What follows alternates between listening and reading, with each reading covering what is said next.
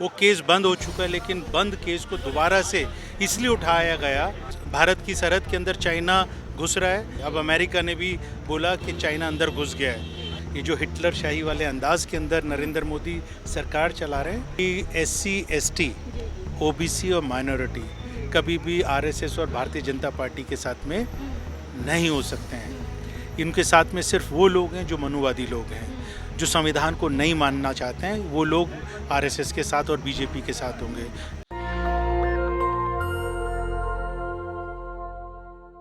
नमस्कार, मैं निधि रतन, आप देख रहे हैं नेशनल दस्तक तस्वीर भारत की। मेरे साथ है राजेश लिलोटिया जी। हम उनसे बातचीत करेंगे कि क्यों वो एकजुट हुए थे, किस तरीके से पुलिस फोर्स उनके लोगों को डिटेन करके ले गई, आखिर इसकी वजह क्या थी। सर, हमारे चैनल में आपका स्वागत है। जिस तरीके से संवैधानिक संस्थाओं का कत्ल किया जा रहा है, संविधान को ख़त्म किया जा रहा है, उसके विरोध के अंदर कांग्रेस के जितने भी कार्यकर्ता थे अपने नेता राहुल गांधी, सोनिया गांधी जी के साथ में खड़े हैं। आज जब उनको ED के ऑफिस में एक मैन्युफैक्चर्ड केस के तहत उनको वहां पर बुलाया गया, जबकि वो 8 साल से ज़्यादा पुराना केस है, आज तक उसके अंदर इनको कोई मुद्दा नहीं मिला, कोई ऐसे फैक्ट्स नहीं मिले जिसके ऊपर उस केस को आगे चलाया जाता। वो केस बंद हो चुका है, लेकिन बंद केस को दोबारा से इसलिए उठाया गया कि जब राहुल गांधी जी बोला करते थे कि भारत की सरहद के अंदर चाइना घुस रहा है, तो ये मजाक उड़ाते थे। अब अमेरिका ने भी बोला कि चाइना अंदर घुस गया है। आज डीजल के, पेट्रोल के दाम बढ़े हैं, बेरोज़गारी चरम सीमा के ऊपर है।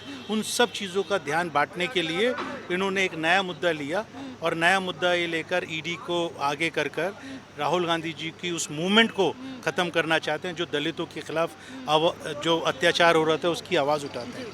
संविधान को जब ये ख़त्म करने की बात करते हैं RSS और BJP के लोग, तो जब राहुल गांधी, प्रियंका गांधी उसकी आवाज़ उठाते हैं, तो ध्यान बांटने के लिए, डिस्ट्रैक्ट करने के लिए उनकी एक सोची समझी बहुत क्या बोला जाए, षड्यंत्र भरी राजनीति है। तो आपका कहने का मतलब है कि विपक्ष की आवाज़ को कमज़ोर करने के लिए वो तमाम एजेंसियों का डर बिठा रहे हैं। बिल्कुल, मैंने बोला डेमोक्रेटिक एक सिस्टम है उनका, असंवैधानिक तरीके से ये अपने मशीनरी को, सरकारी मशीनरी को इस्तेमाल करके लोगों की आवाज़ को दबाना चाहते हैं, विपक्ष की आवाज़ को दबाना चाहते हैं। लेकिन मैं बताना चाहता हूँ, ये जो हिटलर शाही वाले अंदाज के अंदर नरेंद्र मोदी सरकार चला रहे हैं, दिल्ली के लोग, देश के लोग इस चीज़ को पहचान चुके हैं कि ये सिर्फ उस वक्त में धर्म की राजनीति करते हैं, उस वक्त में सरकारी तंत्र का इस्तेमाल करते हैं जब लोग इनसे सवाल करते हैं कि बेरोज़गारी क्यों बढ़ रही है, महंगाई क्यों बढ़ रही है, महिलाओं के ऊपर अत्याचार क्यों हो रहा है। तो जब ये सवाल लोग करते हैं तो ये इस तरीके की हरकतें करते हैं। आपने एक बात बोली थी कास्ट एट्रोसिटी पे कि दलितों के हितैषी है कांग्रेस पार्टी। कांग्रेस शासित राज्यों में दलितों के साथ काफ़ी अत्याचार होता है, इस पर आप क्या कहेंगे? देखिए, अत्याचार पहले भी होता था, आज भी हो रहा है, और अत्याचार होता रहेगा कि ये इस तरीके की व्यवस्था है।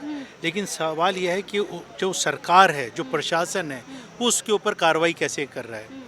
आप अगर कांग्रेस के शासित जो प्रदेश हैं, राजस्थान ले लीजिए, राजस्थान में अगर कोई एट्रॉसिटी हुई तो उसके ऊपर तुरंत कार्रवाई हुई, जो दोषी था उसको गिरफ्तार किया, उसके खिलाफ मुकदमा बना। कांग्रेस शासित प्रदेशों के अंदर कभी ऐसा नहीं हुआ कि दोषी का साथ सरकार दे रही हो। उत्तर प्रदेश के अंदर हाथरस में बच्ची के साथ में बलात्कार होता है, उसको जला दिया जाता है, तो वहाँ का प्रशासन खड़ा होकर ये दावा कर रहा होता है कि उस बच्ची के साथ में बलात्कार नहीं हुआ।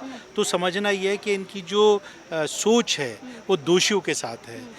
ये हमेशा उन लोगों का साथ देते हैं जो बलात्कारी हैं। इनकी खुद की पार्टी के विधायक, मंत्री बलात्कारी के अंदर लिप्त रहते हैं, उनके खिलाफ मुकदमे चल रहे होते हैं, लेकिन ये उनका साथ देते हैं। तो कांग्रेस पार्टी हमेशा उन लोगों की आवाज़ बनते हैं जिनकी आवाज़ को दबाने का काम RSS के लोग और भारतीय जनता पार्टी के लोग करते हैं। लेकिन आप सर कैसे लड़ पाएंगे? आपके लोगों को तो डिटेन कर रही है दिल्ली पुलिस। देखिए, ये सत्याग्रह है, और हमने ये सिर्फ AICC के हेडक्वार्टर पे नहीं, पूरे देश भर के कांग्रेस के हेडक्वार्टर्स पे, कांग्रेस की जो हमारी कांग्रेस पार्टी है वहाँ पर, कांग्रेस प्रदेश कमेटी है, उन लोगों ने प्रदर्शन किए हैं, अपनी आवाज़ उठाई है कि ये जो सरकारी तंत्र का इस्तेमाल करके जिस तरीके से भारतीय जनता पार्टी के नेता संविधान को कमज़ोर करने का काम कर रहे हैं, उसका हम विरोध करते हैं। उन लोगों के लिए आप क्या कहेंगे हमारे इस चैनल के माध्यम से जो लोग बीजेपी के डर से घर में खामोश बैठे हैं?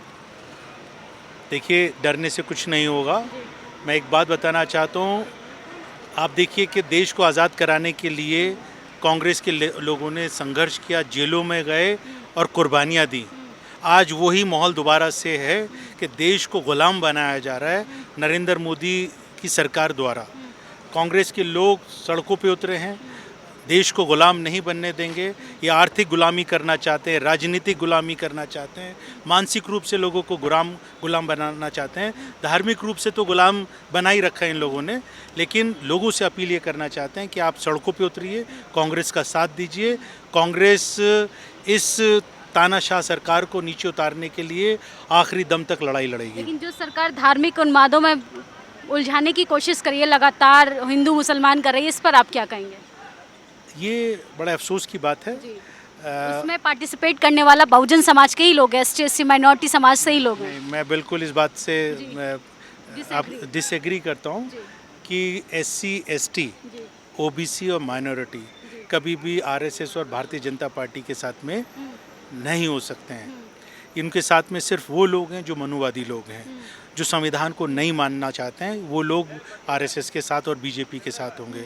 जो एससी है, एसटी है, माइनॉरिटी है, उसके वो लोग बिल्कुल भी कतई भी आरएसएस और बीजेपी की विचारधारा के साथ में अपना तालमेल नहीं रख सकते। जो संविधान हितैषी नहीं है वो मनुवादी हैं। बिल्कुल 100%। बहुत बहुत शुक्रिया सर हमसे बातचीत करने के लिए। धन्यवाद, धन्यवाद। ये थे राजेश लिलोटिया जी, हमने इनसे बातचीत की। इन्होंने बताया कि सरकार का रवैया जब खतरनाक हो, डेमोक्रेसी के अगेंस्ट में काम करे सरकार, तो आपको सड़कों पे आने की ज़रूरत है, आपको हक अधिकारों की बात करने की ज़रूरत है। हमारी बातचीत आपको कैसी लगी, आप अपनी राय कमेंट बॉक्स में ज़रूर दें। कैमरा पर्सन आशीष के साथ मैं निधि रतन, 24 अकबर रोड, दिल्ली।